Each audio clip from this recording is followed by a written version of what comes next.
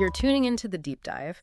And look, if New Zealand's ever been on your radar, maybe you live here, you're thinking about moving, or you're just, curious about life down there. In the land of the long white cloud. Exactly.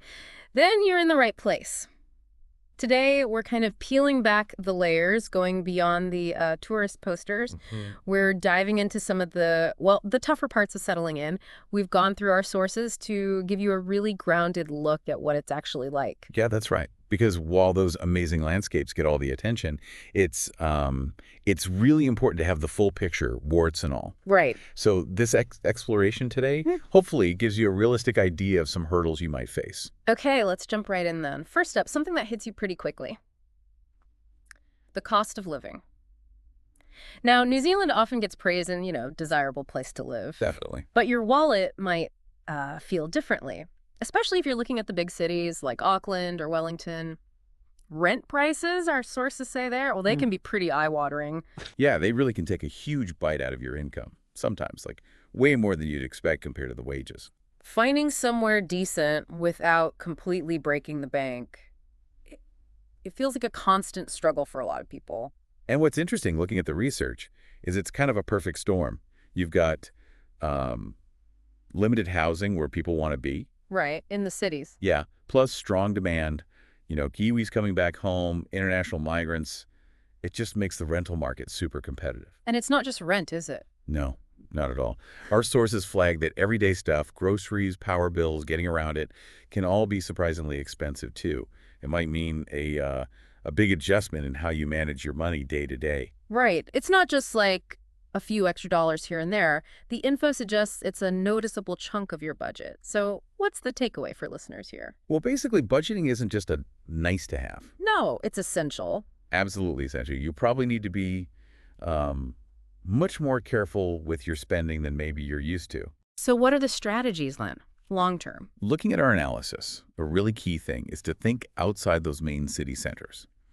Smaller cities, towns, they often have much more affordable housing. But then you have to weigh up job opportunities, right? Exactly. That's the trade-off. Yeah. Also, our sources mention things like sharing a flat or house, especially when you first arrive.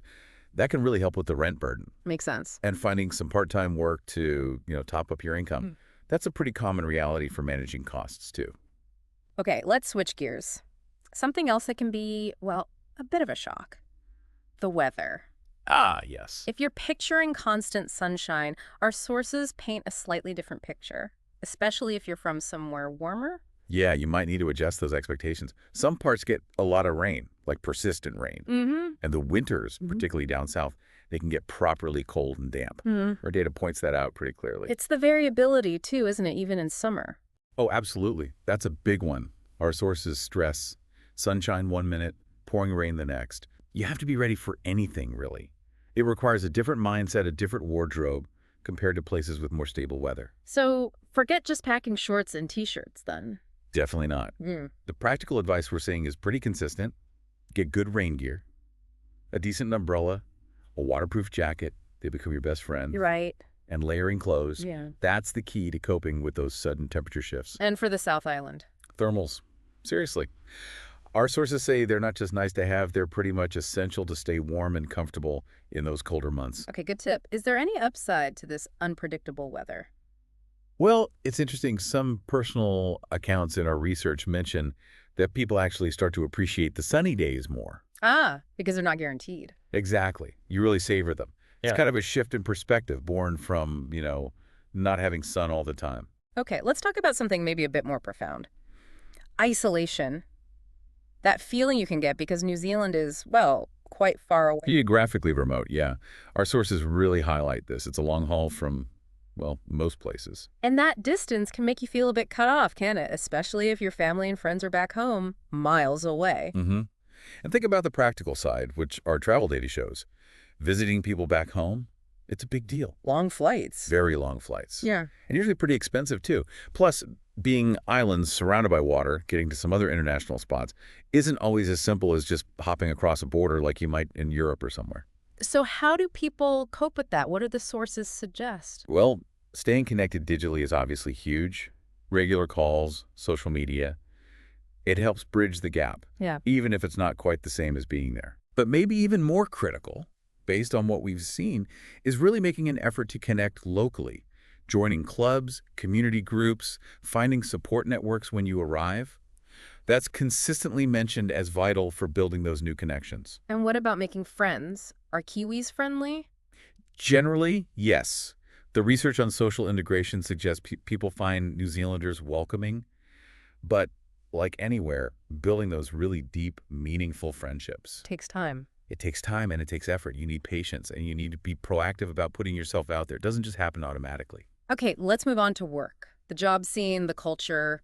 Our sources give us a glimpse into this, and it sounds like maybe a different pace, especially if you're used to a really high-pressure, go, go, go environment. Yeah, the Kiwi approach is often described as more laid back. There tends to be a stronger emphasis on work-life balance. Which sounds good. It absolutely can be. And employment data sometimes shows more generous holiday time too, which fits with that balance idea. But there's a flip side. Potentially, yes.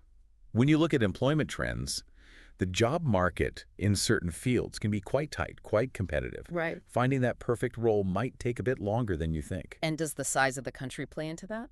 Definitely. Our demographic data shows New Zealand has a relatively small population. So if you're in a really specialized niche area, Fewer jobs available. potentially yes. Just few positions overall compared to, say, the US or the UK. So what's the advice from our career resources? Networking, I assume. Absolutely key. Getting out there, meeting people in your industry, attending events, it's really crucial. And visas. Oh, vital. If you're planning to stay longer term, understanding the work visa rules inside out is non-negotiable, obviously. It sounds like that work-life balance is a big plus, but you need to be realistic about the job hunt itself. Exactly. The emphasis on lifestyle is great, but be prepared for maybe a different pace in the workplace and potentially fewer options, depending on your field, compared to what you knew before. Okay, last one. Something very Kiwi. The accent. Ah, the famous Kiwi accent. Our sources call it distinctive, and yeah, it can be a bit of a hurdle at first for newcomers. It really can, even if you're fluent in English already. There's the slang, sometimes the speed people talk, and those unique vowel sounds. Yeah, the vowels. They can definitely lead to a few, sorry, what was that, moments, or just needing people to repeat things. And connecting that to settling in, it's more than just words, isn't it? Oh, for sure. Thinking about cultural immersion, understanding the accent is part of feeling like you belong, part of integrating properly. Right. Our research on how newcomers adjust often flags this as a real challenge, especially early on while you're still finding your feet, communication-wise. But you can get used to it. What do the language resources say? Yes, absolutely. Yeah. The good news is there are ways to adapt. Really listening actively is number one, and just immersing yourself. Watch local TV shows, listen to Kiwi radio or podcasts like this one. Shameless plug. Huh? Why not? And most importantly, just talk to people. The more conversations you have with locals, the quicker you'll start tuning your ear in. And eventually, you might even start using some slang yourself. That's what's fascinating. Our sources suggest that what starts as maybe a bit frustrating, this communication barrier, can actually turn into something fun. You start understanding the local expressions, maybe even using them. And that helps you feel more connected. Exactly. It fosters that sense of belonging. Right.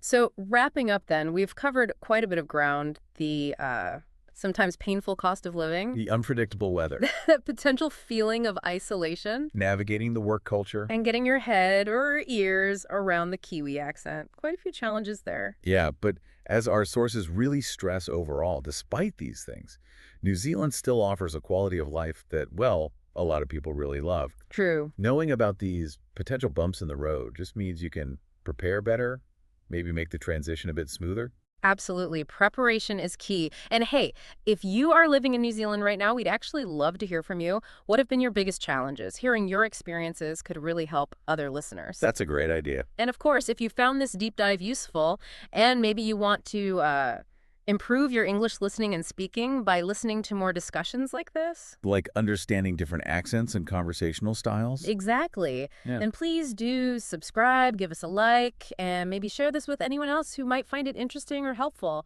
We're always digging into new topics. Indeed.